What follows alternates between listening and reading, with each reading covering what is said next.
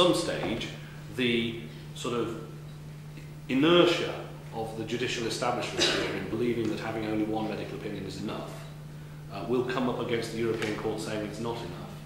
The recent case where there's been a second opinion, I can imagine which case it was. Yes. There's also a third opinion coming through from a different doctor as well. Oh, is that? Yeah, that's quite good. Yeah. You know which case it is. I know which case you're talking about, and obviously that one's going to the Court of Appeal at the moment. Who probably will bounce it, but then we will take it on from the Court of Appeal to the European Court, and this time we will get everything right. So that the European Court again, the point is the more cases we take to the European Court asking for urgent proceedings, the greater chance, interim proceedings, the greater the chances are that we will get those, which is why it's important to do all of that. What is it? We have second opinion on the case that we found actually. Don't take it round because they want to be fun. We found that the county used the same tool every single time in tandem, and they backed each other time and time again. And we couldn't. Well, there is if you look, there's an Oldham case where you can see the medical establishment backing each other up, which is the again you find that on my weblog, which is a 2007 case. Do you have the experts list, and they're all registered, aren't they? All the experts. Well, there's an interesting question about regulation of experts. The psychologists very often are unregulated. And a lot of the stuff comes from psychologists who are unregulated. Or child psychiatrists.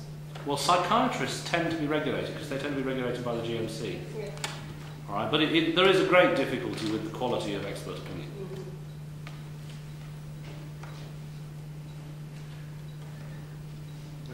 Well, I'm not quite sure. Oh, Ray M.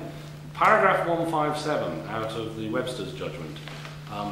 157, Ray M cited a paragraph 153 above, was a case in which an adoption order was set aside.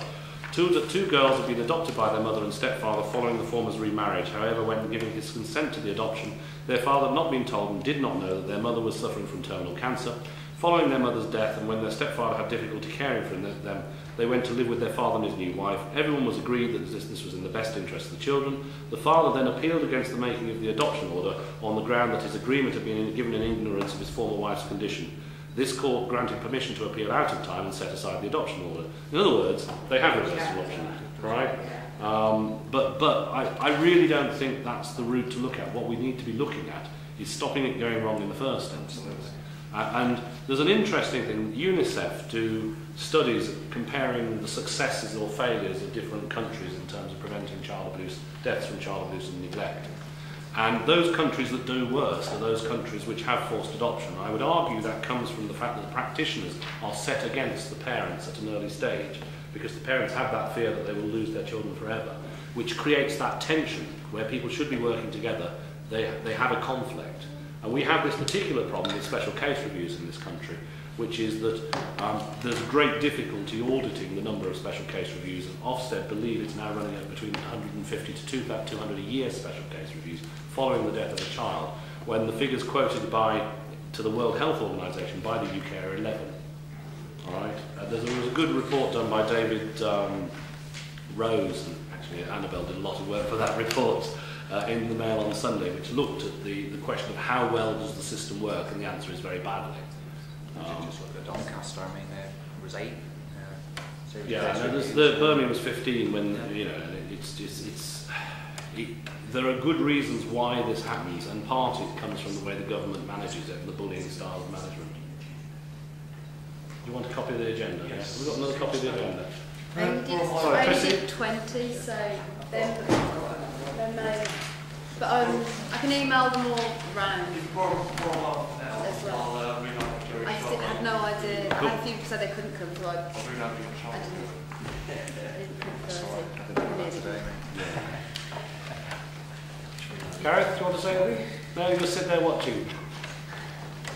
Gareth had some interesting experiences in the Court of Appeal today. Were you able to get anything out of the Roundtree, Foundation for research into how to make a difference?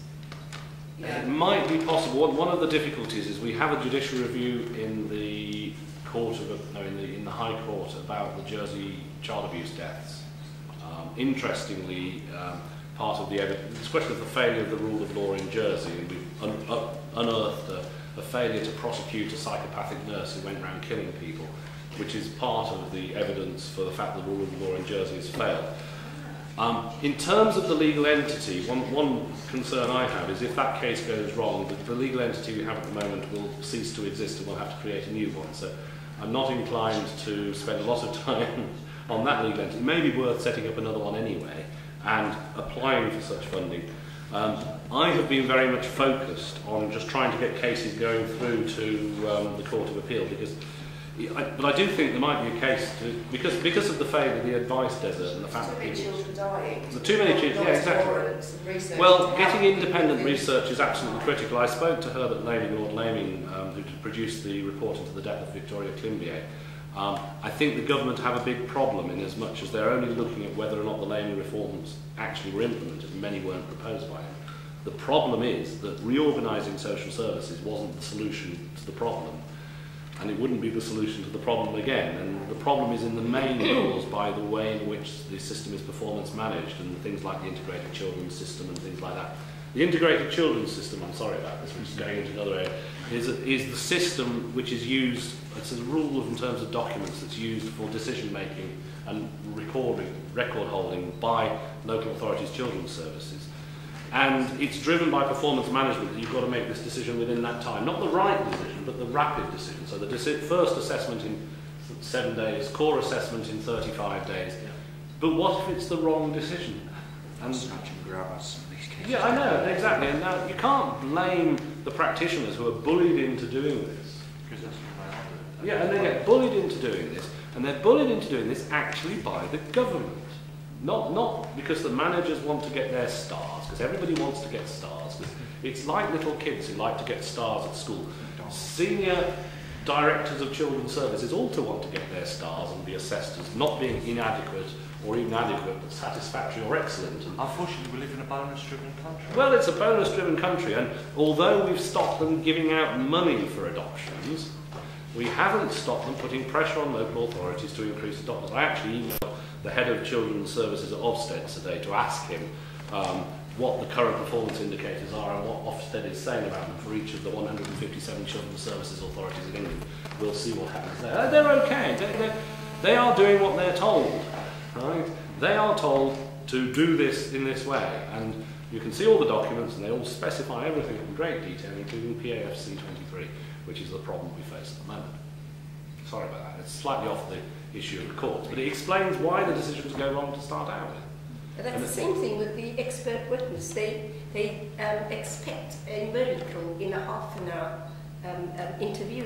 You cannot, for example, diagnose a personality disorder unless you interview the relatives or the people who work with them. But these experts get a huge fee for a half an hour of rubbish, and that is a damning effect on and it messes the whole thing up, because what the experts are paid by their conclusions, and the conclusion they're paid to come out is that the parent's guilty. exactly. Right? So they produce a report saying the parent's guilty, but the analysis isn't there for it. No. How can that be? Well, it's the nature of the system. That's why the system needs to be changed. And the fact that you only have one expert means when somebody comes up and says parent's guilty, that's it. Done and dusted, and the Court of Appeal says that's correct, and the House of Lords says that's correct, and the European Court says, where's the second opinion? And the child suffers. And the child suffers, and the parent suffers, and everybody else suffers, and it causes all sorts of problems. Going back to SSDA 903, you can actually track how many children get adopted and then go back into care in the same local authority. Right? And that's about 10%. How do you get that information? Well, I can email it to you. I've got it. You know. 10%. I thought the figure No, in the same local authority. I've had anecdotal figures from the NSPCC workers of figures 40 to 50% at times. I think that's too high.